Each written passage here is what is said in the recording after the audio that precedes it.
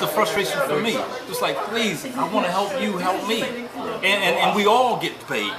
You know, I mean, like I said, I started off with this.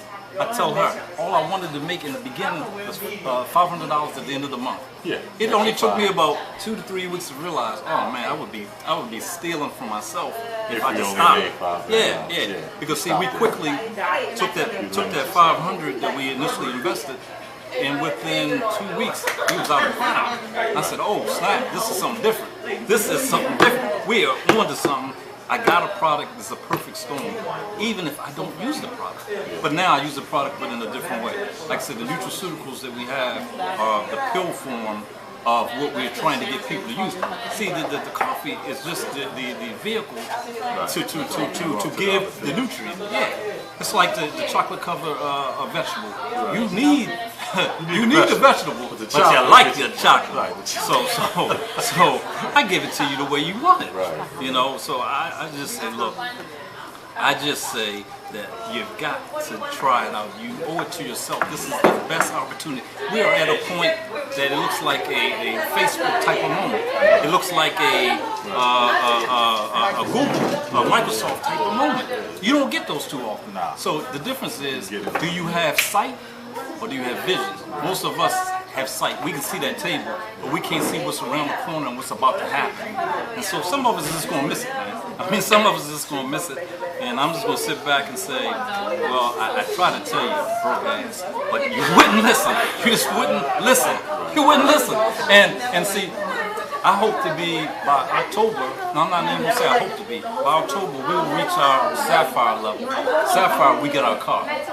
I don't even like a Mercedes. I've had a Mercedes. I don't even like it. But for broke ass people, I will get it just to make the point, because that's what you like. You know, you like that. That's a status thing to you. So I'll get it to prove the point. It wasn't that hard to do it. And so, because it takes, what, I don't know how long it takes Mary Kay to do her thing. Yeah, to get the little pink Cadillacs. And I said, no, let's think about Mary Kay. Mary Kay is only playing to half of the population. You know, when are you going to use her makeup, man? But see, I know people will wake up every day and got to go to coffee. This is an addiction. I mean, let's be honest. It has caffeine, and caffeine is a drug. No, I can't color that no other way. It's a drug. However, I don't feel bad about this one because of the nutrient inside of it is neutralizing. Like average coffee is about 135 milligrams of caffeine. Ours is somewhere around 5. I'm okay with that because I know other things that it's doing. Caffeine in small amounts is not. Yeah. So I'm cool with that. But for most people, I mean, you're talking about, and I'm sure you know this idea. It's acidic, and what the acidity does to the human body and its immune system, it tears it down. Our coffee will bring you back to a neutral state or alkaline state. This is where you're going to produce your health. And so, from the health standpoint, I mean, I look at her. She started in March. She's dropped 50 pounds. Nothing that she's done. Like here. March of what year? March of this year. March of this year. Yeah, we just started in March 22nd. That's my birthday. March 22nd? Okay. I see, now you know that's special. But yeah, March 22nd, 50 pounds. I got a woman on here that would be not too long to tell you, but so you ain't gotta say nothing else. You ain't gotta say nothing else. You just said wait a minute. You said 50 pounds since March. Look, you ain't gotta say nothing else, brother. Here again, I got more testimonials than that on my phone. The best one is from a coworker. Like I said, she literally begged me. She said, "I don't want to be a part." I'm gonna have to show it to him. She said, "I don't want to be a part of the business, Hakim. I just want the product." I said, "Okay, I'll give you the product." I didn't come back to the office to give her the product. I was traveling. She literally sat at my desk when I did come back, and she says, "Look, Hakim, I gotta have the product. And by the way, I've shown it the products. You gave me extra samples to other co-workers. Now they want to get down, and now I kind of want the business idea now." I said, so my question is, she came in at 50 just to get the product. I was feeling bad that I was taking advantage of her. She was using so much. and she's buying it retail. And I said, why don't you get this wholesale, just become a distributor and don't worry about the selling. But she did that. Within 3 weeks later, she came up and moved to the highest level, which is $1,300, which we call the gold pack. Now she's selling. Now her son is on board, and now we're giving 3 of the Latinos that are her friends.